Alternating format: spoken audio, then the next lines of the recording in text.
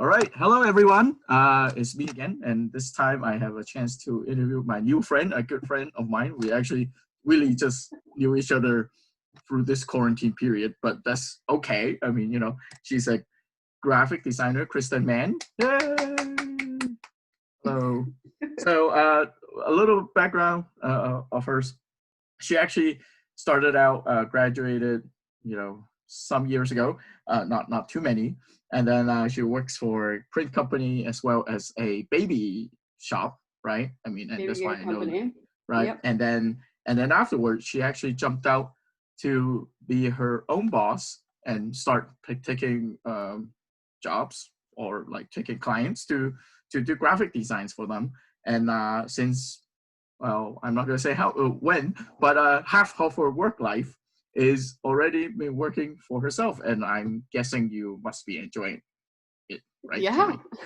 Yeah, it's been Who going doesn't want to well. be their own boss, right? I mean, Yeah, right? I kind of started, I was winging it, and I kind of still am winging it, but I love it. Winging it in a structural way. So I mean, Yes. that's how your creative outlet has to come out, right? So Yeah. first question, I always loved asking this question to anyone. And I see a lot of your pictures. You like traveling and such. Like, is there like and I know you're from my state and we live in the same state.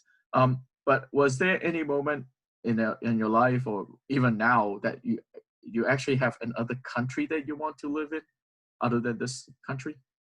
So I definitely considered it, and actually, when I was establishing my own business, I was actually dating someone who travels 6 months out of the year, Mm, and he was and he's an entrepreneur too. We're no longer dating, but he kind of inspired me to go off on my own. And oh, okay. originally, I was thinking of going off on my own and traveling at the same time. Mhm. I decided that was going to be too much at once. Um, and ever since then, I really haven't had the desire to move. I Okay. just feel like I've built such a great community here, personally and professionally, and Hmm. I can't imagine moving. But I also I've traveled a lot, but mostly in the continental U.S. Okay. The furthest I've gone has been probably Mexico, Canada, and then Iceland.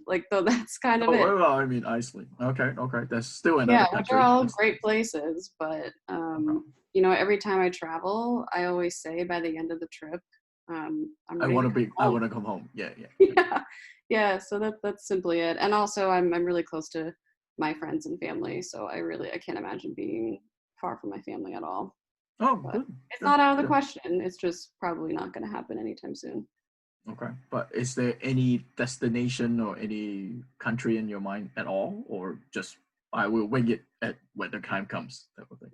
Well, I mean, I'm a big hiker, so it'd have to Oh, okay. be somewhere where there's hiking involved. I mean, I've considered New Zealand. I mean, honestly, if we're being completely honest, I've definitely considered Western Canada, Oh, okay, just because okay. of all the My mountains. hometown actually. Yeah, Oh, really?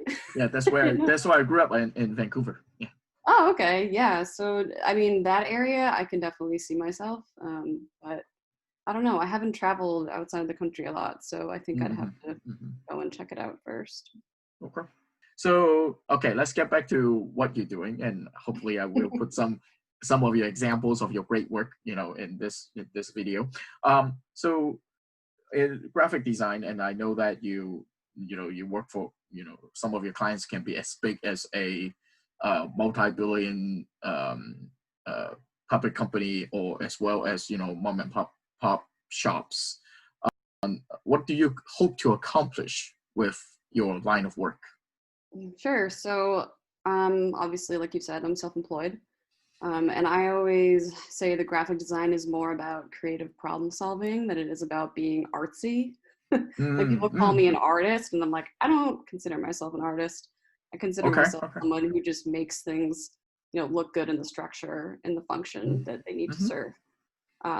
And the best way to go about it, to describe what I do is that I like to create cohesive brands amongst all platforms. So I'll help people with their social media, but also with their apparel or their trade show booths or their print Mm, collateral, really anything. Aside from like website design, photography, and videography, that all kind of falls under my umbrella. Okay. So all inclusive, not just like give a logo and that's it type of thing. And so, yeah, exactly. Yeah. mm-hmm. So I think I would say that my specialties would probably be logos and branding, but also print design, infographics, and I guess social media. But again, like that's a lot. So clearly I do a lot of different things. Right. And I think it's an interesting question. What do I want to accomplish? Like, do you want to like dominate the state, that the state of Massachusetts, everyone will just look at Kristen Mann to be the man, not the man, but the woman of like, you know, the you know, the graphic design realm or like advertising realm? Is it? Yeah. So, I mean, I definitely want to become someone that people go to who, you know, they think is an expert, but I also think that there's so many different styles and different ways of designing things that it's important to find the designer that fits you. You know, your work style and your company and your company's brand and all those different things. And I think, you know, obviously the reason I got into this was because, you know, like any entrepreneur, they just want to try something new, and they're bored in what they're doing, and they want to challenge themselves. So like that was definitely the biggest thing. I wanted a challenge because I felt like I wasn't being challenged in the corporate world in the way that I wanted to be. Wow. Okay. But a philosophy of mine is really that, you know, I want people to feel comfortable with design. I think a lot of people don't spend the money on marketing and design because they think it's so expensive and it's not worthwhile, and you know, it can wait. People always say it can wait. It's not a priority. Same as my line of work, but okay. Yeah. So I just think that the more familiar you get with design, the more value it has. Like, I am, unlike a lot of designers, I like to try and teach people how to do some things on their own. You know, there are tools out there that, especially people like you and me, people who are solopreneurs who work by themselves and they don't have a ton of resources and a big budget. They're going to have to learn how to do things like social media graphics themselves, you know, or like the basic flyer and things like that. So I want to really enable people to, you know, do what they can on their own, because a lot of people that I do teach that stuff to, they end up actually wanting me to do it anyway, because they start doing it and they're like, this is really hard. Like, I don't want to do this. I want to stick to what I do best so that, you know, my company is successful. So I think really just educating people on good design and tools you can use and things like that, making it more accessible to small people. No, that's valuable in a sense that, you know, you don't want to like just do everything and cut it off and that's it. There's no more relationship. Whereas, you know, but on the other hand, you don't want to handheld them, you know, spoon feed them everything. You want to show them, hey, this is the way. But if you actually don't want to do it or cannot do it or all that kind of stuff, I can still step in and help, you know, for nominal fee. There's definitely a balance. Right. Actually, there's a part B of that question, which I hope I don't surprise you. But you mentioned about, you know, having your own style and, you know, the way you want to do things. Have you ever turned away customers because they say, oh, I actually want it exactly this way and your flow or your style is just not my fit, that type of stuff? It's a good question. It doesn't happen that often because most people, I think they reach out because they see my website or they see my work or they talk to someone who's worked with me and then they're like, oh yeah, that's kind of what I want. Like, I want to work with her because of that. But there have been times, especially when people want like heavily illustrated things. I'm not a very good illustrator. I mean, I can do, you know, really basic illustration. I can make icons and stuff like that. But for people who want, you know, a children's book illustration, like that kind of style, I can't I can't manage it. But I have people who I know who do that well, so I'm happy to always give that work to them. Oh, good. I mean, what we would call that a qualified lead, right? Basically, someone who actually already look at your website, already look at your work, already talk to your former customers who actually say, oh, you know, I actually want exactly that. So, you know, they came in, you already know, oh, that's what you want. Okay, so no arguing or no Right. debate there. That's really good, actually. That's a great source. You talked about how you got started. Was there any difficulty in terms of like actually making the switch? I mean, the challenge was the benefit. That was what you saw, and you say, oh, that's the benefit, I want to pursue it. But obviously, there's pros and cons in every step of the way. But what was like, other than money? Of course, money was everyone's challenge. But other than that, like, as a difficulty, was there other difficulty that you remember when you took the step? Okay. So many. I mean, I think the first one is like, I don't know if you experienced this, but when I was just starting to go off on my own, I was like really psyched. I was happy and excited and really eager to do things. And then a little further into it, you start getting those thoughts of like, am I really good enough to be doing this? Like, are people actually going to pay me for doing this? Like, you kind of have that like imposter syndrome, that those thoughts. But once you get over that, I think you're good. But I also realized, part of the way through, and especially now, like, we're all still kind of learning and we're all still kind of winging it. Like, no one knows everything right off the bat.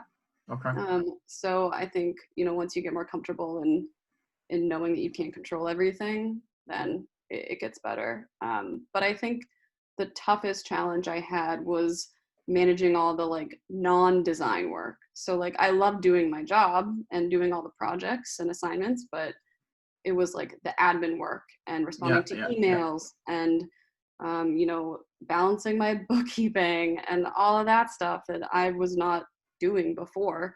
It just takes up so much of your brain's energy every day. And it's hard to turn those off too when, it's just you. Like, you don't have someone else to be like, hey, does this look right to you? Or like, hey, does this sound good? Like, you know what I mean? Like, there's no one to bounce ideas off of right away. And like, now I do. Now I have, I have a bookkeeper who I can contact if I'm struggling, and I have connections to people who I trust and who can help me. But in the beginning, you feel kind of alone, and I think that's a really tough adjustment.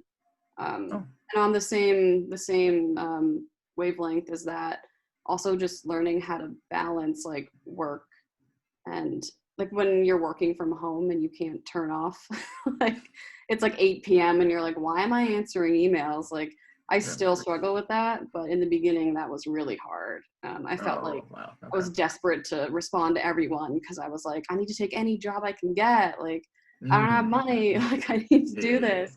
So I think I was a little too responsive to some people. But I learned some tips and tricks that have helped. Like, I don't have any notifications on my phone anymore. Like, the only notifications I have are text messages, calls, and like news. Like, I turned off all my emails and so when Facebook you work basically. So like I when I check it, and that's when I respond to my emails. Like, I have dedicated times when I do all these things. And that's really helped. Yeah, no, that's a great advice for everyone or anyone who, you say you're not an artist, but I still think your work is along the line of like creative side of things and work. Absolutely. Like a lot of like not creative people or artists, have this struggle in the beginning. A lot of times it's just that, hey, like, I need to take all of this, I need to respond, but you're not very good at it actually. Especially in the beginning. I'm not like no knock on you. It's just this is not who you were, right? I mean, and so that's why it takes time, and But I thought this book called E-Myth specifically talk about this stuff. It's the fact that a lot of us becomes a entrepreneur or like a self-employed but because we are good at what we are as a technician in certain skills. But all these other stuff, as you said, bookkeeping or like, keeping schedules or like answering emails like randomly at like 2 a.m, that type of stuff is basically is like killing us, right? It burns out really quickly. But then the fact that, you are able to do it for such a sustained period of time now, and you're having success with it, that means you already overcame it. And I think, there's a good advice for a lot of like new people who are like looking into making the jump. And that's really good. That's a good advice. So I think we may be rounding down to the last question, but I like this question the most is what is your dream? Your dream as in you don't have to work anymore, even though you might want to keep working, you love what you're doing, so you will keep working anyway. But let's say money is not an issue anymore. You don't need to answer any more emails, but you probably will, I'm just saying. But let's say, what is your dream? Dream big. My dream, if I didn't have to work all day, I would just be outside and be hiking all the time. Hiking. My biggest dream, like this is really simple and probably a lame answer, but my biggest dream is to just like be happy, like in whatever I'm doing. Yep. And I feel like it's hard to think about where I want to go because I'm happy where I am. And I just want like simple things. Like I want a house someday. I want a dog really bad. Oh, that's dream life to have a dog in the house. Right? Yeah. Like classic. I know I want to be with my boyfriend who I'm with now because we're just like, he's my partner in crime. Like he's great. I know that I want to travel more. But I mean, I can't even imagine not working because I just feel like my work is so fun and important, and I think I would do it. Yeah, no, that's exactly what I said, right? I mean, just by knowing you, even though in a short period of time, is the fact that you love what you're doing, and and even though you don't have to work anymore, you probably will still want to do it because it's just at least Totally. let your creative outlet come out. And yeah, I mean, I definitely probably like paint more and do more like personal projects, which I don't have time for right now.